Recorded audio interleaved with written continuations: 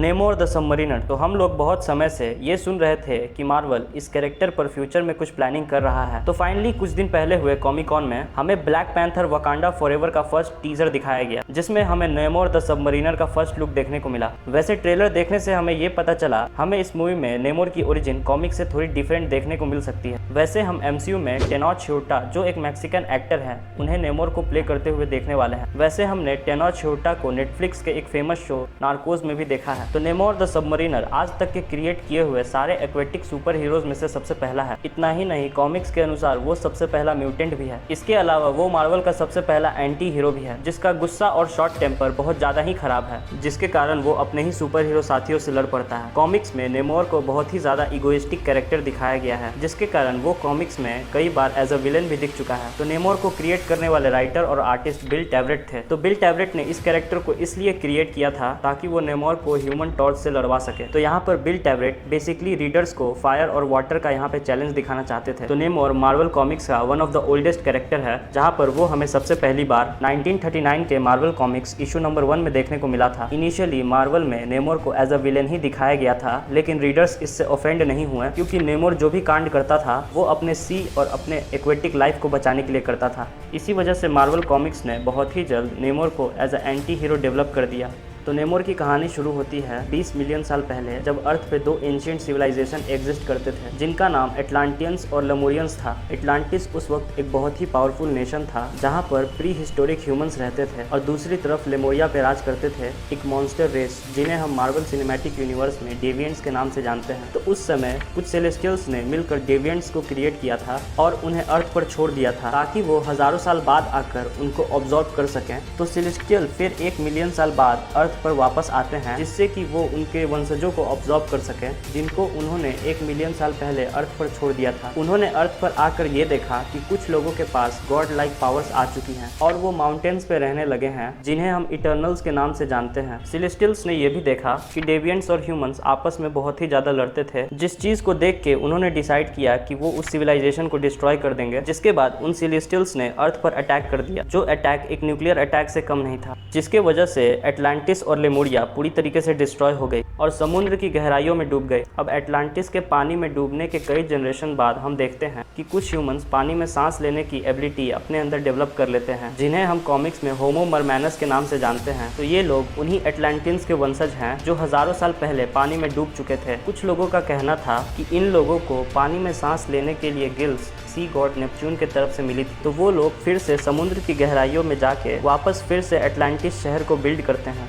और वहाँ पर हंसी खुशी जीने लगते हैं। जिसके एक बहुत ही लंबे समय गुजरने के बाद 1915 में जब यूनाइटेड किंगडम के प्राइम मिनिस्टर विंस्टन चर्चिल थे, तो विंस्टन चर्चिल ने उस वक्त सर अर्नेस्ट शेकल्टन को अंटार्कटिका भेजा, ताकि वो वहाँ से दुनिया की सबसे मजबूत धातु यानी कि वाइब्रेनियम ला सकें, जिससे उन्हें जंग लड़ने में मदद मिले, क्योंकि उस वक्त वर्ल्ड वॉर 2 चल रही थी। तो सर अर्नेस्ट शेकल्टन अपने जहाज इंड्योरेंस और अपने साथियों के साथ वाइब्रेनियम की खोज में निकले तो थे, लेकिन वो जहाज अचानक समुद्र के खतरनाक लहरों के चपेट में आके अचानक गायब हो गई। लेकिन 5 साल बाद 1920 में उस गायब हो चुके शिप और वाइब्रेनियम को खोजने के लिए लियोनार्ड मैकेंजी अपने साथियों के साथ अंटार्कटिका गए, जहां पर उन्होंने जाकर देखा कि 5 साल पहले जो शिप गायब हो चुकी थी वो शिप एक बर्फ के चट्टान के अंदर जमी हुई है। तो उस बर्फ के चट्टान में से उस एंड्योरेंस शिप को निकालने के लिए लियोनार्ड मैकेंजी के साथियों ने उस बर्फ के चट्टान को धमाके से उड़ा दिया।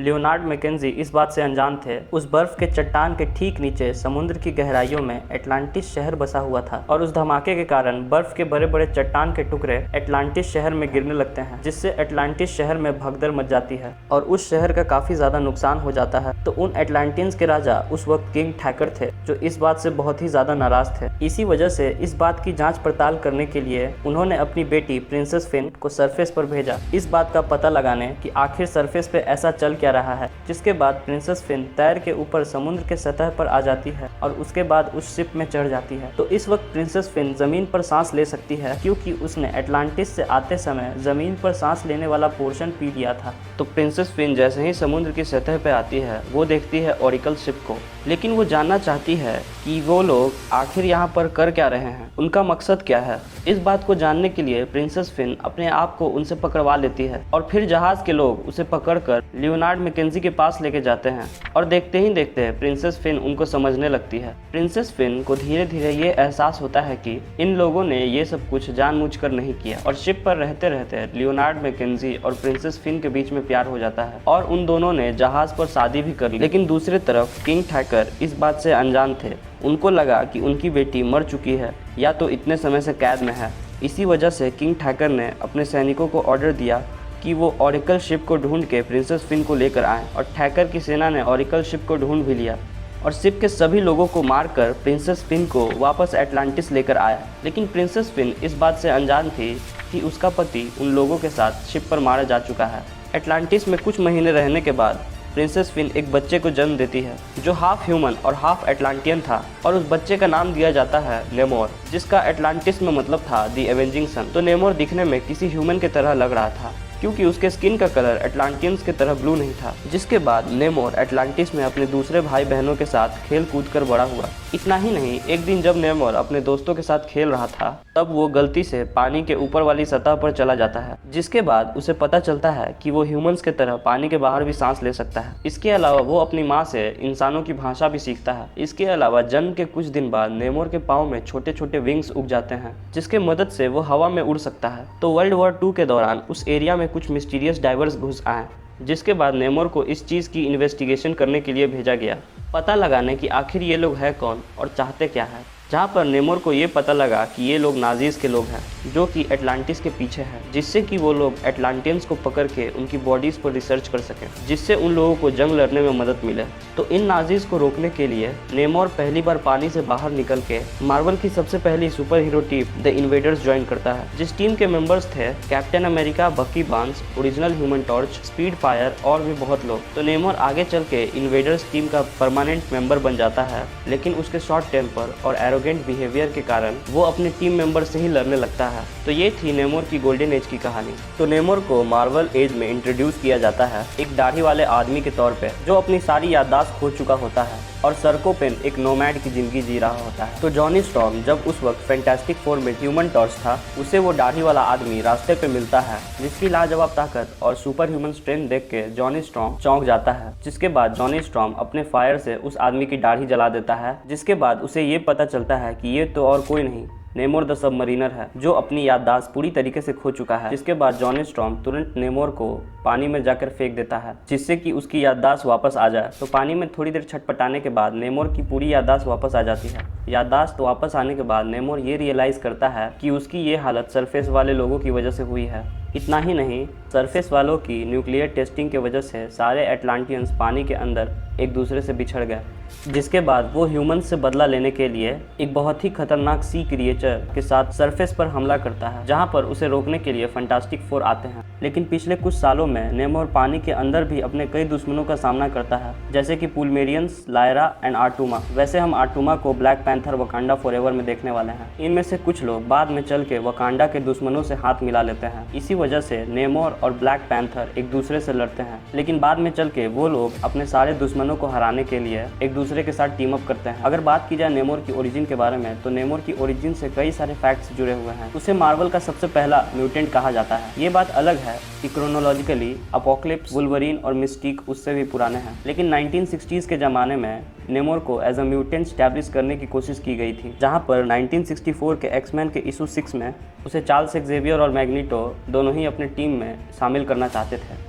क्योंकि नेमोर सिर्फ एटलांटियंस और ह्यूमंस का हाइब्रिड नहीं है, बल्कि इसके पास एटलांटियंस और ह्यूमंस से अनलाइक ड्यूरेबिलिटी, स्ट्रेंथ और फाइट करने की एबिलिटी है, जो कि इसे एटलांटियंस और ह्यूमंस से अलग बनाती है। इसलिए नेमोर कॉमिक्स में कुछ टाइम के लिए एक्समैन का पार्ट भी रह चुका है। साथ ही साथ जैसा कि हमने ट्रेलर में देखा है कि वो वकांडा से अपनी एक खास दुश्मनी निकाल रहा है, एक्चुअली वो कॉमिक्स में भी सेम है, जहाँ पर हम उसे 2012 के एक्समैन वर्सेस एवेंजर्स के क्रॉसओवर के दौरान नेमोर फ्यूनिक्स फोर्स का होस्ट भी बन चुका है, जहाँ पर वो उन पावर्स का यूज करके वकांडा को फ्लड कर देता है। इसके अलावा सीक्रेट वॉर्स के इनकर्जन के दौरान तचाला नेमोर को सीने में चाकू भोंक देता है और उसे उस यूनिवर्स में मरने के लिए छोड़ देता है। लेकिन हमें बाद में ये पता चलता है कि नेमोर बच चुका है और उसने इनकर्जन को रोकने के लिए अपनी खुद की एक टीम बनाई है, जिसे हम कॉमिक्स में कबाल नाम से जानते हैं, जिसमें उसने थैनोस और उसकी ब्लैक ऑर्डर के साथ साथ गैलेक्टस के हेराल्ड को भी शामिल किया है।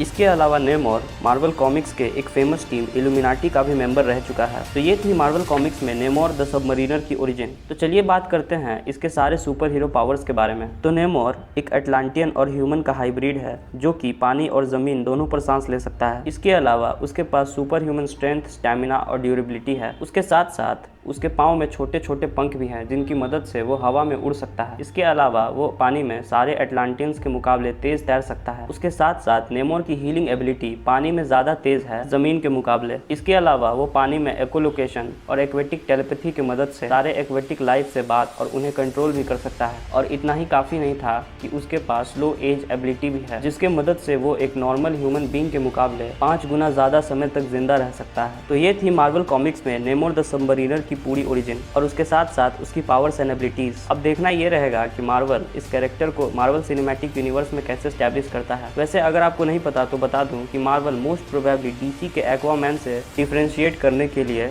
नेमोर के होम टाउन अटलांटिस को चेंज करके टैलकॉन क्लैन कर दिया है, जिसका इंस्पिरेशन उन्हें साउथ अमेरिकन मायन और एज़टेक माइथोलॉजी से मिला है। तो thank you guys for watching my video. अगर आपको ऐसे ही और भी कंटेंट देखने हैं तो मेरे इस चैनल को सब्सक्राइब करें, मेरे वीडियो को लाइक करें और अपने दोस्तों के साथ शेयर करें। Until then, keep watching Movies Free.